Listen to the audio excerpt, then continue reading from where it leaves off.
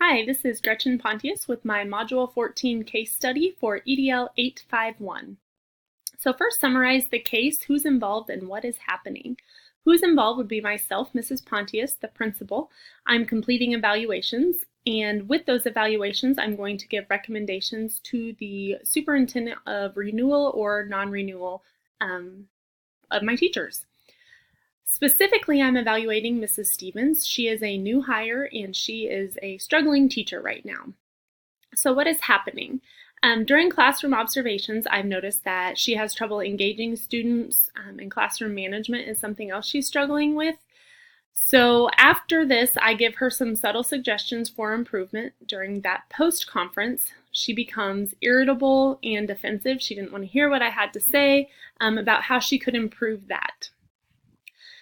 She left and we didn't really come to a conclusion. I still didn't know what I was going to do. I decided that after this meeting, which happened to be on a Thursday, I would go back into her room Monday to see if there were any improvements.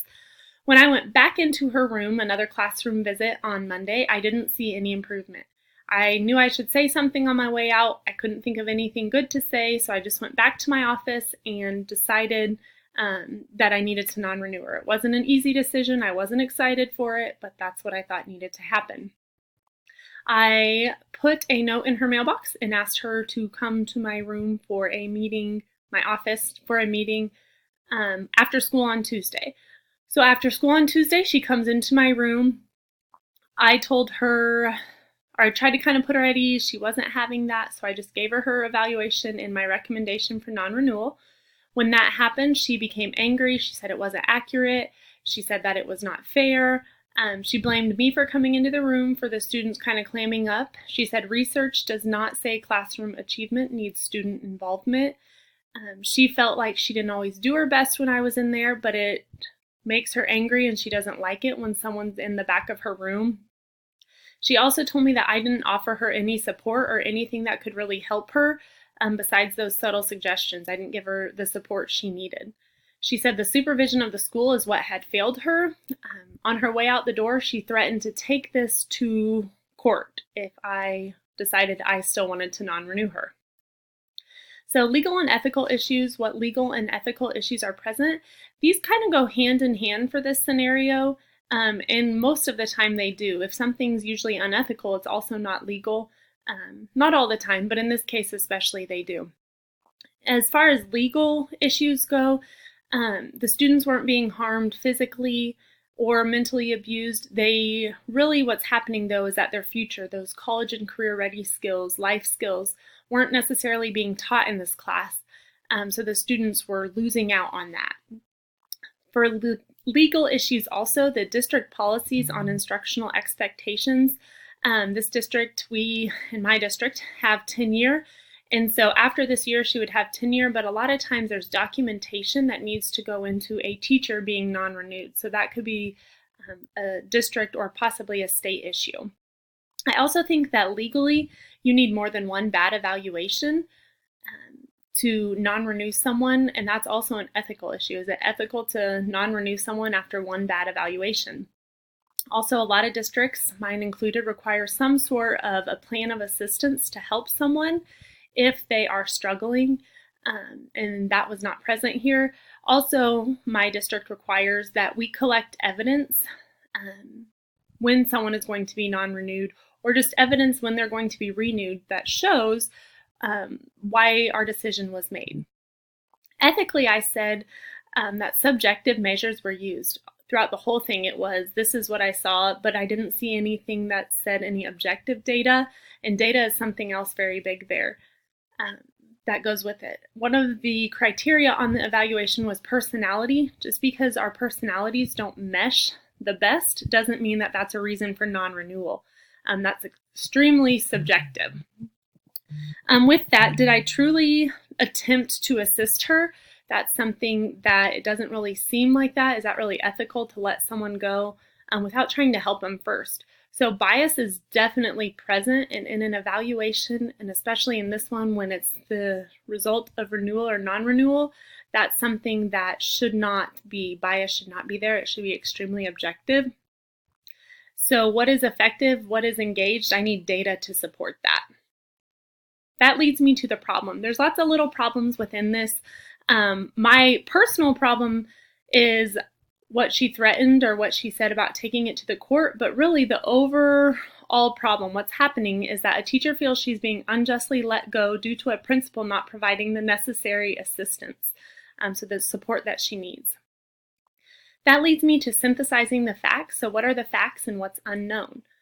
For facts, with people, we know they're students, they're not actively engaged. The teacher, Mrs. Stevens, upon hire, we knew she was very knowledgeable in her content area, but she's struggling right now to teach that. She is very irritable and she's threatening to pursue legal actions. Myself, the principal, I provided subtle suggestions. I did not see improvement. And then I want to non-renew Mrs. Stevens. The facts, the school, we're talking, are the place, it's the school. We're talking about the classroom where she is teaching, and then the principal's office, my office. The program, content-wise, I'm not 100% sure what it is, but we're specifically talking about the evaluation process and what's going into that. That leads me to the unknown.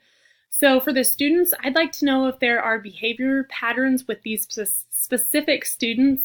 When they're together, do they act differently? Sometimes you can have a class that's just the perfect storm when those students get in there. The behavior is different in that class. So has all this been observed in the same time period, or is it common across all her classes? I'd also like to know common assessment results. In most schools, there's more than one teacher of a content. So for example, Algebra 1, if that's what we're talking about here, I would like to know the results of the common assessment for everyone, not just her results. With Mrs. Stevens, I'd like to know how many years she's taught and her experiences. Is this her first year? If she had other jobs, what took her away from those jobs? Did she move? Was she non-renewed there? Or was there an issue behind it? I'd also like to know about her past evaluations within our building or our district and how those went and how they were handled after that. For myself, I'd like to know about my years as an administrator and if this is my first non-renewal that I've gone through. That brings me into the unknown of place. So the community involvement and its makeup, the demographics. With the school, I want to know if it's a rural or suburban school, the condition of the school, and if it's private or public. All of this, I think, plays into expectations of the community, of the school, and of everyone within the school. The condition of the classroom is another question I'm wondering, and the layout of the room. If her management is a struggle, is the room in rows? Is it in pairs, groups? All of that I think would make a difference here as well. The program, I would like to know the grade level and the subject or curriculum being used. I think that also makes a difference in expectations, and the time of day would also make a difference with what could be expected of students. I'd like to know if it's a general ed classroom or a special ed classroom, and I would like to know the class size also. All that can be impacted with student behavior and management. For the evaluation tool, that's something I'm curious about because the evaluation that we saw where he recommended non-renewal, it was very subjective. I'd like to know if there's a data collection part or anything else, or if that's the whole evaluation. I would also like to know about the district plan of assistance and their non-renewal process. That leads into review and prioritize, so who's impacted by the conflict of the decision. So specifically, the stakeholders here would be the district. They haven't been consulted in the process, but this does impact them. The school is impacted and the principal. Teachers are impacted, not just Mrs. Stevens, the whole building is, and also students are being impacted by this. Missing information here would be the district and state protocols for the school specifically, the previous evaluations and conversations, and the data. So based on what we have so far, I don't know if there's enough information to make a decision. So then I weigh my options and consequences. So what are my options and what are their consequences? The first thing would just be non-renewal. I would just take this. She may take it to the courts and it would get negative attention on the school. Both of those would be consequences. That would be like an extreme. Another extreme would be to renew the teacher. Just sign it because she was conflicted there. A consequence of that would be she'd have tenure and she still might be struggling and it still would impact students. Another option, kind of some middle ground, would be to reevaluate the current situation and my decision, consult outside help, professional help. That's a consequence because it's usually costly and timely, which leads me into the time constraint. I'm not sure how much time I have with this before I have to go on. And then the teacher may meet requirements but still not promote student success. Renew on a contingency or a plan of assistance. Some consequences there is you might not be able to avoid tenure if you renew them at this point, and it may take longer to non-renew with a plan of assistance after this point. When I evaluate my options, really what's happening is I need to know what's the best decision to ensure student success. So non-renewal, the pros would be able to hire a new teacher, someone that would fit with our mission and my vision better. A con would be possible litigations after this. If I chose to renew the teacher, the pros would be I avoid litigations and a messy non-renewal. Cons would be teacher has tenure and does not necessarily promote student success. If I reevaluate my current decision, the pros would be I would show how to evaluate, I would develop and implement systems of supervision and support. So all of that would come if I would seek outside help. Cons, it'd be costly and time consuming. Then if I renew on contingency, a pro would be avoiding litigations, develop a system for monitoring whether supervision and evaluation strategies promote improvement, and then also actionable feedback to support this improvement. Cons would be it does not guarantee success of teachers and students, and Mrs. Stevens may be resentful. After reviewing the pros and cons, the best option for me in this case would be to renew on a contingency, so a plan of assistance. I would need to notify superintendents, assistant principals, and Mrs. Stevens of what's happening. This would be something I need to consult with district admin to make sure we can do that plan of assistance contingency within the contract. And then also understand that maybe I made a mistake in my data collection and it's something I needed to revisit. This should not be public knowledge. Other teachers, community members, students don't need to know about that. So with implementation, what steps must be taken to implement my decision? I'll use my understanding and capacity to undertake and implement this work within a school setting.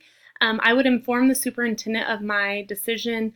I'll make sure I'm following guidelines to ensure I'm operating under legal and ethical parameters. I would also need to clear the air and apologize to Mrs. Stevens. Make sure she's open to this idea with a plan of assistance. From here, I would develop a system for monitoring whether supervision and evaluation strategies promote improvement. This would need to be shared with all teachers because it's going to be a new method of collecting and analyzing data. And I would need to collect data and artifacts to support my decisions for future cases for renewal and non-renewal.